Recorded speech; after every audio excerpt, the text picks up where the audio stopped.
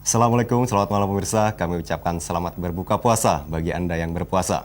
Kita jumpa lagi melalui Seputar Indonesia. Hari ini hari pertama di bulan Desember 2001. Kali ini bersama saya Joni Kurniawan. Dan saya Leli Hermawan. Pemirsa, Joni akan mengawali jumpa kita dengan laporan pertama mengenai kasus Tommy Soeharto. Silakan Joni. Baik Leli. Siti Hardianti Rukmana atau Mbak Tutut dan Siti Hutami Endang Adiningsih atau Mami siang tadi sekitar pukul 1 mendatangi Polda Metro Jaya untuk menemui Kadit Serse dan meminta penjelasan tentang pemeriksaan kasus Tommy. Tutut juga meminta izin untuk menjenguk Tommy, namun belum diizinkan karena Tommy masih dalam pemeriksaan. Pada kesempatan yang sama, Kadispen Kapolda Metro Jaya, Komisaris Besar Anton Bahrul Alam, membantah berita yang menyatakan Tommy diperlakukan secara istimewa, baik dalam pemeriksaan maupun dalam tahanan. Anton menegaskan Tommy tetap diperlakukan sama seperti tahanan lainnya.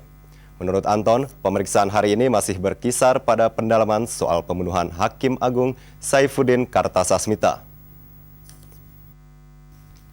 Sementara itu, istri almarhum Safiuddin Kartasasmita, Iwah Setiawati berharap dengan tertangkapnya Tommy Soeharto, kasus pembunuhan suaminya dapat segera terungkap. Harapan ini diungkapkan Iwah dalam keterangan pers kepada wartawan di Jakarta petang tadi.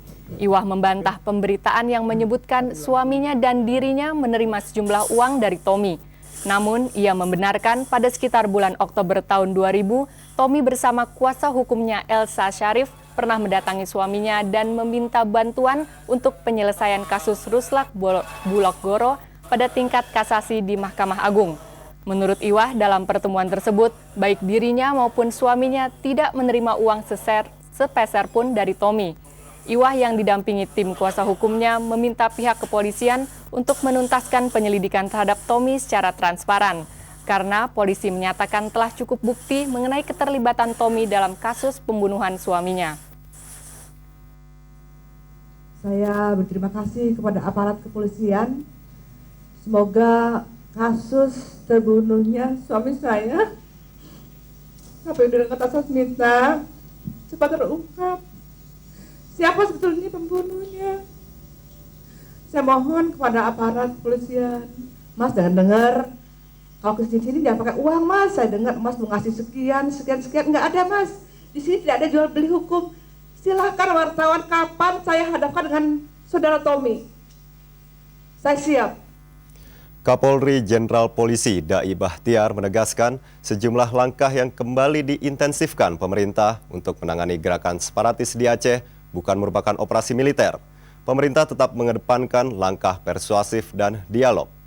Penegasan tersebut dikemukakan Kapolri sore tadi menanggapi keputusan pemerintah dalam sidang kabinet Jumat lalu yang tidak akan berkompromi dengan gerakan separatis di Aceh. Aksi-aksi GAM dinilai sudah melampaui batas toleransi dan diperlukan langkah tambahan untuk menangani masalah tersebut. Kapolri mengakui dalam situasi tertentu pihaknya harus mengambil langkah antisipatif seperti penggunaan senjata untuk menghentikan aksi separatis yang mengancam keselamatan rakyat Aceh. Meski demikian, aparat keamanan ditekankan untuk tetap mengedepankan dialog dan langkah persuasif dalam menyelesaikan masalah tersebut. Mengutamakan selalu persuasi, dialog. Tetapi kalau yang terjadi kan seperti ya tindakan kekerasan, ya kita tahu kan timbulkan korban dari aparat, masyarakat, penduduk setempat. Ya tentunya kita juga harus melakukan tindakan-tindakan yang bisa mencegah dan bisa menghentikan lah itu prinsipnya. Sementara itu mengenai Papua, Kapolri Jenderal Dai Bahtiar meminta masyarakat Papua agar bersabar menunggu hasil penyidikan Polri terhadap kasus pembunuhan Ketua Presidium Dewan Papua, Teis Hio Eluai. Permintaan tersebut disampaikan Kapolri menanggapi adanya ancaman demo besar-besaran dalam waktu dekat di Papua jika Polri tidak segera membeberkan hasil penyidikan. Usai mengikuti peringatan Hari AIDS Sedunia di lapangan Monas, Jakarta, Sabtu sore, Kapolri mengatakan penyidikan terhadap kasus pembunuhan Teis masih terus berjalan. Mabes Polri telah mengirimkan tim investigasi kedua untuk menyidik kasus Teis. Dai berharap ancaman demo besar-besaran hanya sebatas gerakan moral masyarakat, sehingga Polri dapat segera mengungkapkan hasil penyidikan. Ya, penyidikan kan terus bergulir, terus berjalan. Tetapi itulah namanya penyidikan. Jadi harus dapat bisa ditemukan fakta-faktanya untuk dapat menyimpulkan. Kalau tanpa fakta kan hanya dugaan-dugaan saja. Nah, kita kan tahu bahwa Ajas Praduga tak bersalah, tapi percayalah bahwa kita terus berjalan itu dengan tim itu. Dari Sentani, Papua, dilaporkan Presidium Dewan Papua akan meminta perlindungan internasional atas hak hidup masyarakat Papua. Keputusan ini merupakan salah satu butir dari 7 komitmen yang disampaikan Wakil Ketua Presidium Dewan Papua, Tom Bienal, dalam peringatan HUT ke-40 Papua di Sentani pagi tadi.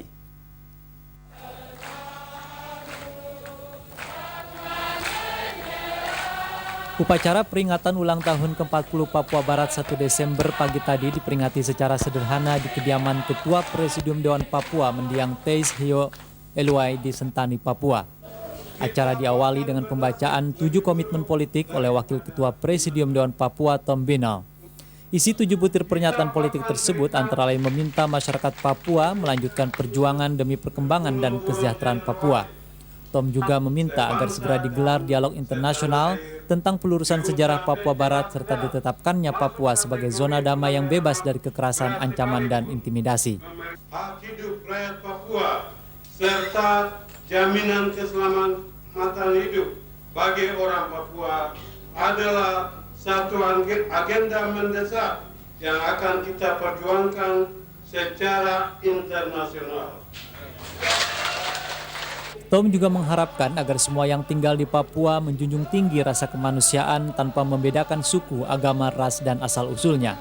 Dalam acara syukuran ini, Sekjen Presidium Dewan Papua, Taha Muhammad Al-Hamid, membacakan surat dari Panglima Gerakan Aceh Merdeka, Tengku Abdullah Syafi'i, yang mengucapkan selamat ulang tahun Papua, serta turut belasungkawa atas meninggalnya Teis Hio Eluai.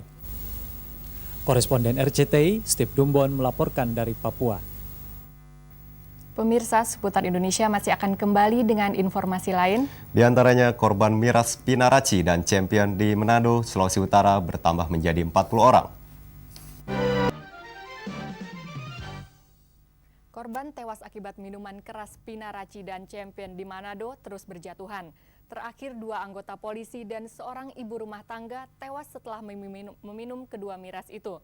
Dengan demikian jumlah korban tewas akibat miras ini mencapai 40 orang. Korban yang meninggal hari Jumat dan Sabtu adalah warga desa Walekwangko, Minahasa berinisial JE dan anggota Polres Minahasa DR serta anggota Polres Manado Bribka JF. Para korban umumnya mengalami kejang-kejang, muntah, pusing, kemudian lumpuh dan meninggal dunia. Sementara yang berhasil diselamatkan menderita kebutaan dan lumpuh. Menurut Wakapolda Sulawesi Utara, Komisaris Besar Polisi Gordon Mogot, kesalahan ada pada tingkat pengumpul bahan baku minuman tradisional cap tikus yang terbuat dari pohon aren ditambah dengan campuran metanol. Direktur perusahaan pembuat minuman keras itu, Deki Laupati, kini resmi jadi tersangka dan ditahan di Mapolresta Manado. 2 kapal tunda Singapura yang dibajak di perairan Tanjung Uban, Kepulauan Riau pertengahan Juni 2001 lalu ditemukan tim Satpol Airut Polda Sumatera Selatan di dok kapal PT Belitung Dockyard Perdana, Desa Pilang, Tanjung Pandan Belitung, Provinsi Bangka Belitung, hari Selasa. Saat ditemukan, nama lambung kedua kapal milik PT Sembawang Kim Trans Singapura ini telah diubah. Kapal tunda Kim Trans Taurus diubah menjadi Gano Dharma 1 dan kapal tongkang bunga 2301 diubah menjadi Gano Dharma.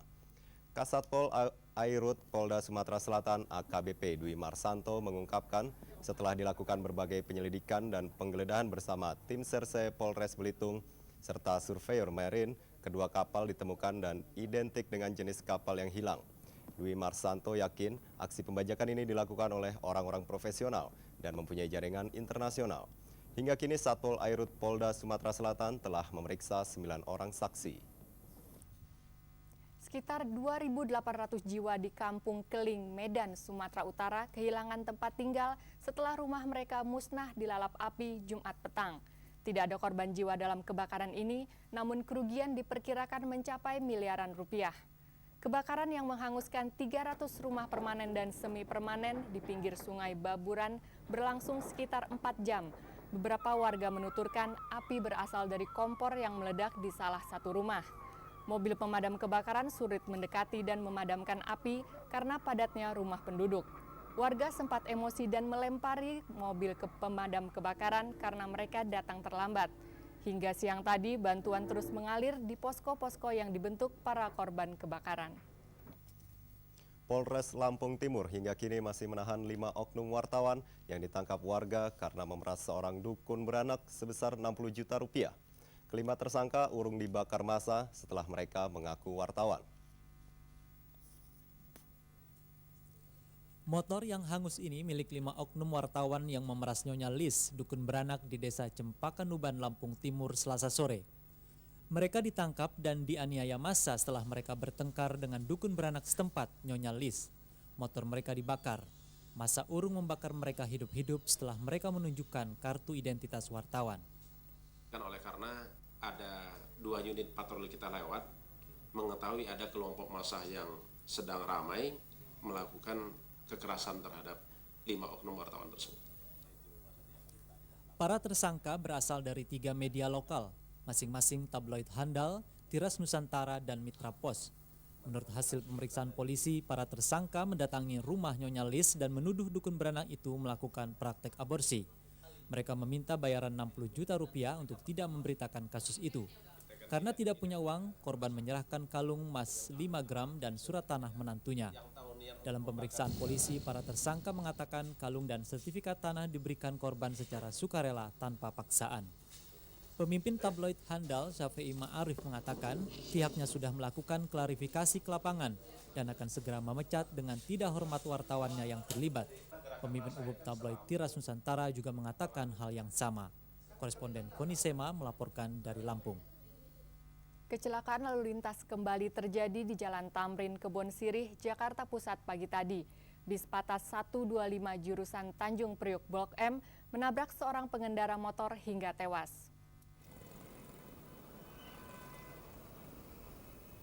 Kecelakaan lalu lintas di Jakarta yang disebabkan oleh kelalaian pengemudi bis kembali terjadi.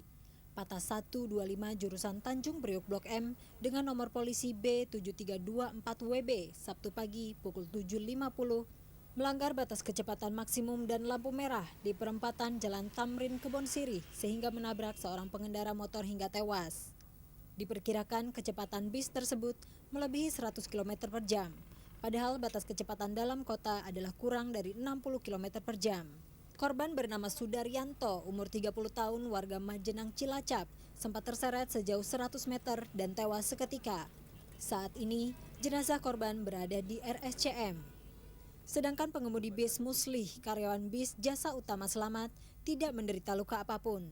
Sementara bis rusak pada bagian depan. Muslih warga Mampang Perapatan Jakarta Selatan mengatakan saat itu ia sedang terburu-buru berebut penumpang dengan bis lain sehingga tak mampu mengendalikan bisnya. Kita memikirkan, kita ngerem, tapi tetap nggak istilahnya tanggung gitu. Kepala Unit Kecelakaan Lalu Lintas Polres Jakarta Pusat, Inspektur 2 Iketut Dana yang menangani kecelakaan tersebut mengatakan pengemudi dapat dikenai sanksi berupa hukuman penjara selama 5 tahun. Ya, sanksinya untuk pelanggaran lalu lintas untuk terjadinya kecelakaan ini adalah pasal 359 KUHP karena kelalaiannya mengakibatkan matinya orang lain. Saat ini, pihak RSCM dan Laka Lantas Polres Jakarta Pusat sedang berupaya menghubungi pihak keluarga korban yang berada di Cilacap. Ines Sujono dan Eko Budi Utomo melaporkan. Ya, pemirsa, Seputar Indonesia segera kembali dengan informasi lain. Di antaranya mengenai teknologi pelacak komunikasi yang berhasil mengungkap keberadaan Tommy Soeharto sehingga Tommy dapat disergap.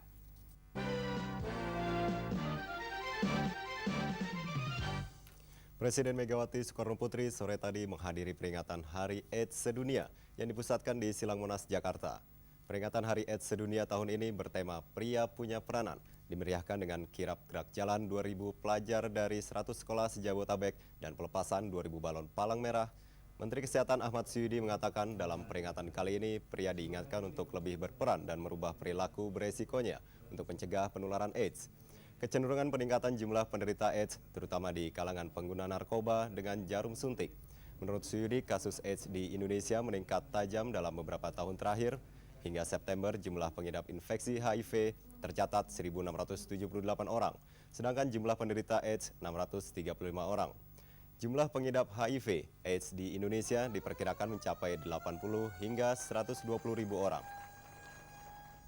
Setelah bekerja keras selama 1 tahun, polisi akhirnya bisa menangkap Tommy Soeharto. Salah satu aspek yang berjasa besar dalam membantu kerja polisi ini adalah peralatan pelacak komunikasi berteknologi tinggi. Keberhasilan Polri menangkap Tommy Soeharto hari Rabu lalu tidak lepas dari adanya sejumlah teknologi pendukung yang digunakan untuk melacak keberadaan Tommy.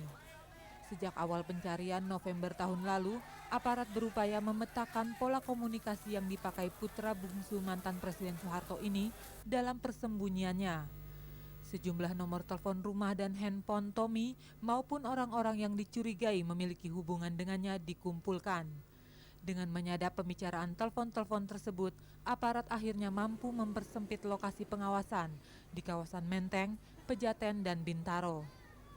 Pengamat multimedia Roy Suryo mengatakan, dalam upaya ini Polri menggunakan metode sistematika fox hunting dengan memanfaatkan perangkat seluler digital intercept atau CDI. Alat ini dapat memonitor percakapan handphone dari frekuensi 450 hingga 1900 MHz dan dalam berbagai jenis sinyal baik analog maupun digital. Selain itu, aparat juga memonitor Base Transceiver Station atau BTS atau Radio Base Station atau RBS dari HP yang digunakan untuk melacak lokasi Tommy menelpon. Namun BTS atau RPS baru dapat melacak jika lama percakapan mencapai 30 detik hingga 1 menit, sehingga peran operator diperlukan dalam operasi ini. Memang otomatis bisa menentukan posisi dengan GPS ya, Global Positioning System, dan dia bisa mengunci lokasinya sekaligus bisa merekam suaranya.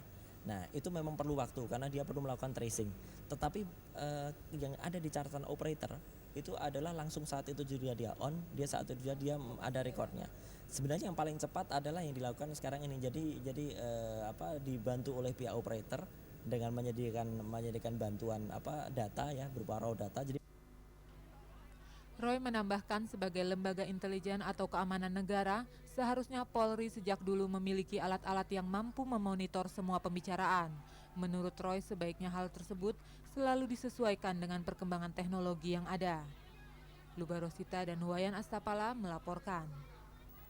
Baik pemirsa, Seputar Indonesia segera kembali dengan laporan pemakaman pemain saksofon ternama Embong Raharjo di TPU Pondok Rangon yang dihadiri rekan-rekan sesama musisi.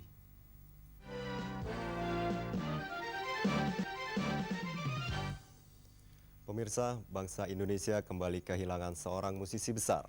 Pemain saksofon dan flute Embong Raharjo meninggal dunia pada usia 51 tahun. Jenazahnya petang tadi dimakamkan di TPU Pondok Rangon, Jakarta Timur. Musikus Embong Raharjo meninggal dunia hari Jumat sekitar pukul 10 pagi di Rumah Sakit Triadipa, Jakarta. Embong meninggal karena penyakit ginjal. Pemakaman Embong di TPU Pondok Rangon Sabtu sore dihadiri oleh rekan dan sejawat dari dunia musik seperti Ireng Maulana, Indra Lesmana, Eki Soekarno, Gilang Ramadan, dan Ermi Kulit. Ermi Kulit mengaku sangat kehilangan Embong yang dinilainya sangat baik hati dan tidak pernah pilih kasih. Embong selalu bersedia membantu sesama pemusik, baik pemula maupun pemusik kawakan. Jadi semua kalangan tuh dia masuk gitu ya. Jadi nggak bilang bahwa musik tuh Mas Embong tuh terlalu eksklusif atau gimana. Dari penyanyi yang baru rekaman pun dia mau gitu. Terus dia juga banyak rekaman gereja, banyak teman-teman juga rekaman lagu rohani pada ikut gitu. Jadi memang masuk ke semua lapisan. Sementara itu, Gilang Ramadan juga mengaku sangat kehilangan Embong. Menurutnya, Embong adalah pemusik Indonesia yang telah mendunia dan tidak ada gantinya. Cuma yang kita selalu bingung itu habis dia ini siapa?